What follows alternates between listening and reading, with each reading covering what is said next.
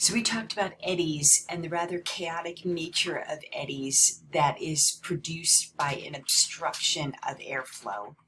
Now we're going to go from that micro scale neighborhood of circulations up to a mesoscale, larger neighborhood of circulations. And this becomes less chaotic and more structured. There's more vertical development and horizontal development of that movement.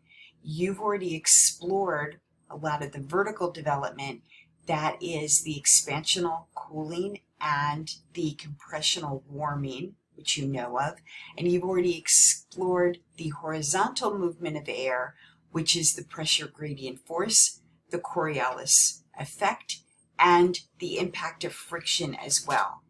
So in looking at the different types of mesoscale circulations, we're going to keep these two vertical and horizontal movement patterns in mind. Some of the types of mesoscale circulations that we're looking at are like the skyscraper model, and we'll get into that in a second. That will refer to something like a land and sea breeze.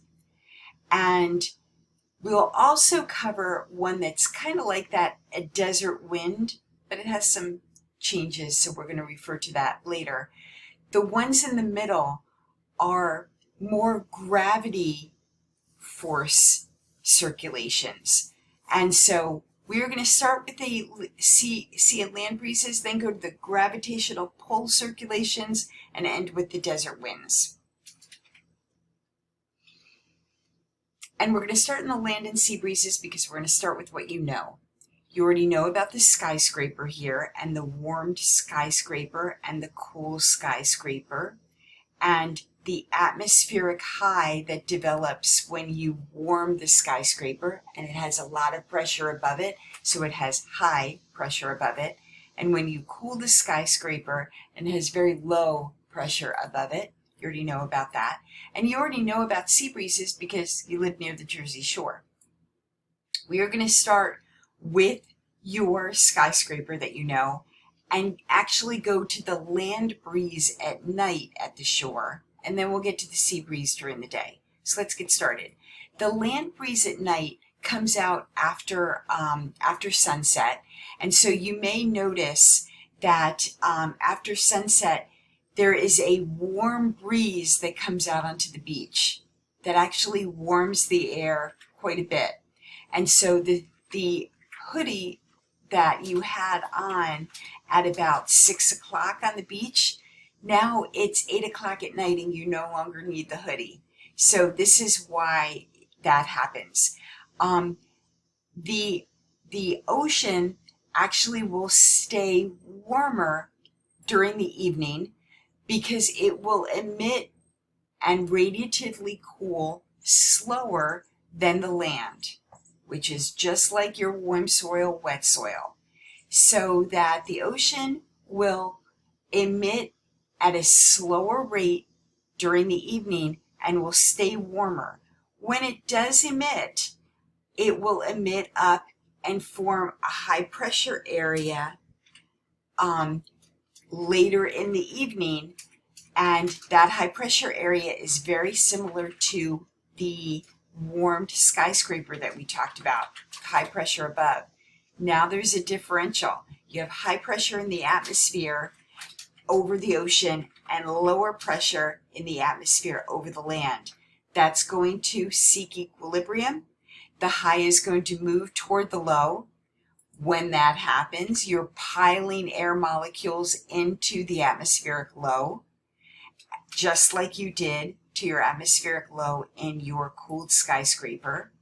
That will sink, contract, and warm and lend a lot of air molecules into the air above the land. So now you have a surface high at the land that is actually warm, and that surface high in the land is going to seek equilibrium horizontally with what is now a low pressure at the surface over the ocean.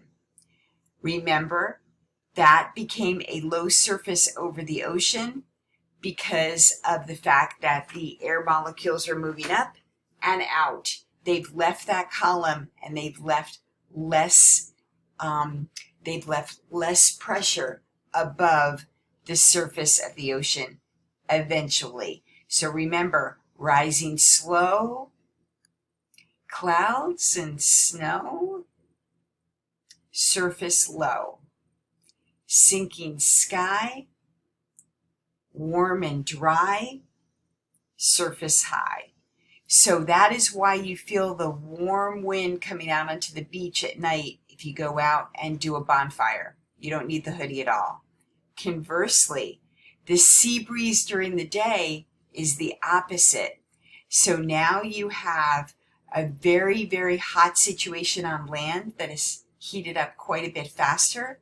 Then you have the atmospheric high there, moving toward the slower, moving toward the low over the ocean, because that is warming much less quickly.